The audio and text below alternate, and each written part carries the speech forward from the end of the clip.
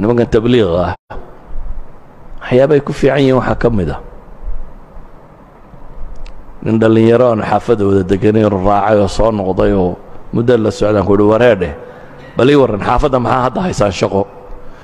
wuxuu yidhi xaafadda dadka joogoo dhan baanu tiro koobnay haye maxaa samayseen dee dadka labaanu u qaybinaa buu yidhi wax tukada iyo waxaan tukanin gartay waxaan tukanin isaga salaaddaa lagala hadlaa buu yidhi iyo inuu tukado wixii tukadana war diinta xil baa kaa saaran baa loo sheegaa mas-uuliyadda diinta qaadoo faafi waa fikrad saxa waxaan tukanin in salaad loo sheegaa salaaddu waa rukunkii labaad ee ugu weynaa diinta islaamiga salaad haddii laga tegay ma diin baa hadhay dacwada kale la sheegaya waa maxay tawxiid dabadii ma wax kale aynu sheegnaa jiro salaad ka weyn haddii salaadi lunto maxaa soo hadhay idan dadka maqaaxiyaa laga kaxeeyo la dhaa war kaaleeya tukada caamadu soo ma garanaysa inay dadku tidhaa war ilaahay ka boqo kaaleeya tukada waxaa u diidaya inay ducaad noqdaan markaa oo intaa dadka u sheegaan waxaanay garanayn qofku yuu sheegin war aanad hubin nebi maxamed baa yidhi ha iska odhanin warkaad hubto uun iyo intaad garanaysa xaqiiqo ku og tahay intaa sheeg idan waxaan leenahay markay dacwo joogto innaga waxa iska keen qaldamay dacwadii iyo cilmigii sax kitaab iyo cilmi nimaan garanayni ma dhigo dad ahlu cilmiyuunbaa wax dhiga laakiin balaaqu kan maaha nebi maxamed muxuu leeyay markuu saxaabadii isu soo ururiyey calayhi salaatu wasalaam baliquu cannii walow aaya baliquu cannii kitaab allahi oo dhan lama odhanin baliquu cannii walow aaya buu nebigu leeyay calayhi salaatu wasalaam hal aayadda ha noqotay iga gaadhsiiya idan waxaynu leenahay qul haadihi sabiilii adcuu ila allahi calaa basiiratina ana waman ittabacanii waman axsanu qawla miman dacaa ila allah wacamila صaalixa waqaala inanii min almuslimiin inanii min alculamaa maaha inanii min almuslimiin nin leh ayaa daaci noqon karaya bale qur-aanku wuxuu inoo warramayaa xataa kuwa yaryar inay dacwad fulin karaan carruurtu ilaahay qur-aanka wuxuu kaga warramayaa nin la yidhaha luqmaan alxakiim soo maaha hal qiso quru qur-aanka ku leeyahy luqmaan meel kale qur-aanka lagaga warramay suuratu luqmaan oo qura hal qiso quru ku leeyahy qisadaa uu inankiisa waaninayo inanka yare la waaninayo maxaa lagu yidhi yaa bunaya aqim الصalaaة maxaa ku xiga wa'mur biاlmacruufi wanha can اlmunkar hadda carruurtuna ducaad waa noqon kartaa markaa ilan luqmaan inankii yaraa markuu salaad u sheegay wuxuu kaloo u sheegay maxay yaa bunay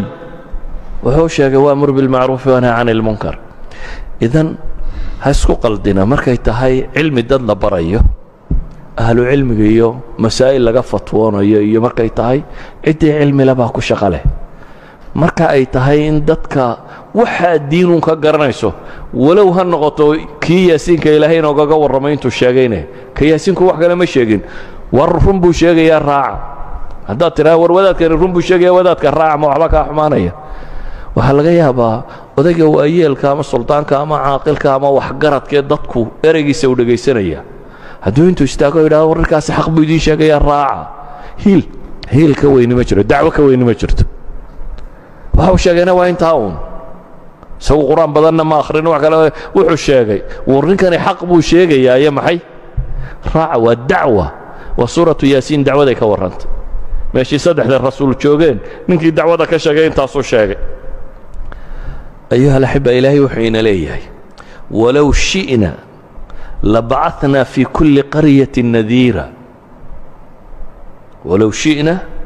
labacatnaa fii kulli qaryatin nadiira haddaanu doonna baa ilaahay yidhi magaalo kasta mid gaaraan u soo diri lahay rasuul gaara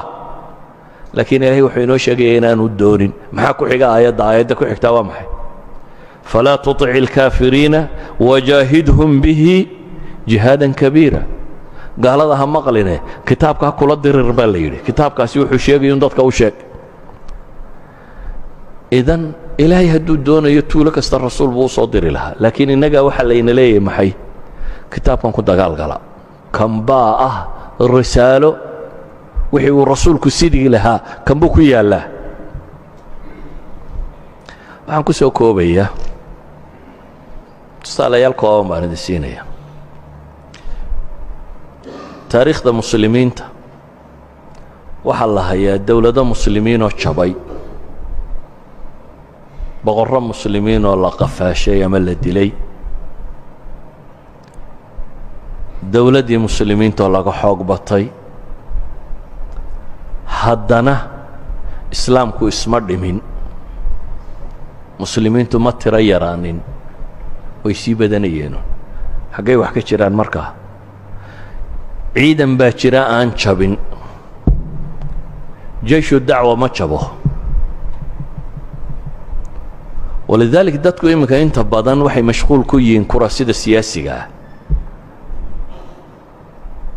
taariikhda islaamiga waxay leedahay bay yidhaahdeen mucjisa waxay ku tilmaamaan culamaa'i taariikh mucjizaad waa maxay taariikhda bini aadamka laguma hayo dad waddan qabsaday oo dadkay qabsadeen ee u telinayeen ay hoostooda ku jiray diintoodii qaatay islaam mooyaane lama hayo had iyo goor bini aadamku haalibku raacaa cidda xoog badan duu nin waddanka qabsado iyo waddanka iyo waxoo dhan iyo dadku waxay u badan tahay inuu raaco maxay kaasi mabda uu watay laakiin dadkii la qabsaday mabda'ooda inay salaatiintii qabsatay qaadataa taariikhulislaam unbaa lagu hayaa walidaalik idinku ma tihidin askartii iyo milatarigii iyo siyaasiyiintii idinku waxaa laydiin tirayngareeyey inay noqotaan ciidanka quluubta furta ciidanka quluubta furtaa waa isku mid qalbiga madaxweynaha iyo qalbiga caamada ee suuqa joogtaa waa isku mid hayse odhananuun madaxweynaha inta meesha laga qaadaaba islaam la geeyaa ee islaamka laftiisaa loo geyn karaa madaxweynaha qadiyada ma fahamteen taariikhulislaam waxaa la hayaa markaa meel muslimiintu ay xoog ku qabsadeen oo islaam lagu faafiyey waxaa kaloo la hayaa gaalo intay muslimiinta qabsatay gaalka laftiisii islaamka loo sheegoo islaamay taariikhda bini aadamka kale laguma hayo walidaalik jeyshu ducaat markaynu leenahay waa ciidan shuuciyiintu waxay lahaan jireen waxa la yidhaahdo maxay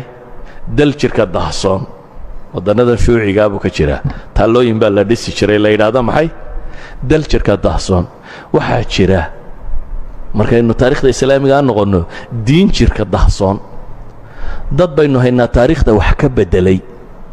aynan garanayna ciddii islaamisayna maalan addawla asaljuuqiya ma maqasheen dawla saljuuqiya waxaa dhacay qarnigii shanaad meelahaasi wakhti ah mashriqi alcarabi waxaa qabsaday dawla alfaatimiya oo soo qabsaday mashriq ilaa masar ilaa iyo bayt almaqdis iyo agagaarkeed iyo shaam qaybo ka mid ah intaa waxaa qabsaday dawla alfaatimiya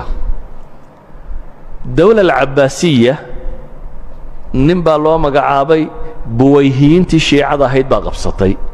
dabeetana boqorku wuxuu iska noqday wax magac ah labada dhanba shiica qabsatay markaa caalamulislaami labadani markay shiicada qabsadeen waxaa bilaabmay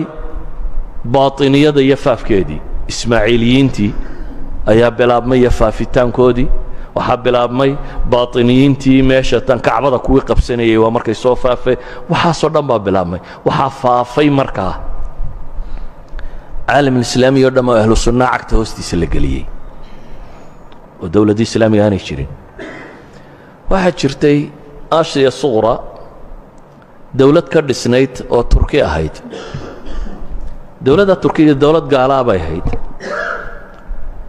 daqaaq nin la odhan jiray baa ahaa madaxda u sarraysa ka mida ciidamada haystee waxaasi inaanu dhalo saljuuq la yidhaahdo ayaa meeshii dhaxlay inan caqli badan buu ahaa dawladnimadii baa ku dhisantay nin xooggan buu noqday boqorkii meesha joogay ayay gabadhiisii xaaskiisii waxay tidhi kani hadduu sii joogo meeshuu kaa qaadaya war ninkan ka takhallus madaxdu had iyo goor nin ka fariidsan ma jecla ninka madaxweynahay wasiiradiisu waa inay ka caqli hooseeyaan dee haddaad mid kaa fariidsan keento uu ku hadhaynaya marka inta badan madaxdu ninka sulta haysta ma jecla cid isaga ka hoosaysa isaga ka sarraysa ma jecla dee cid aad wadi karta waa inaad ka haysataa ilaan nima aad wadi karin haddaad ka haysato adaa jabaye way u cabsatay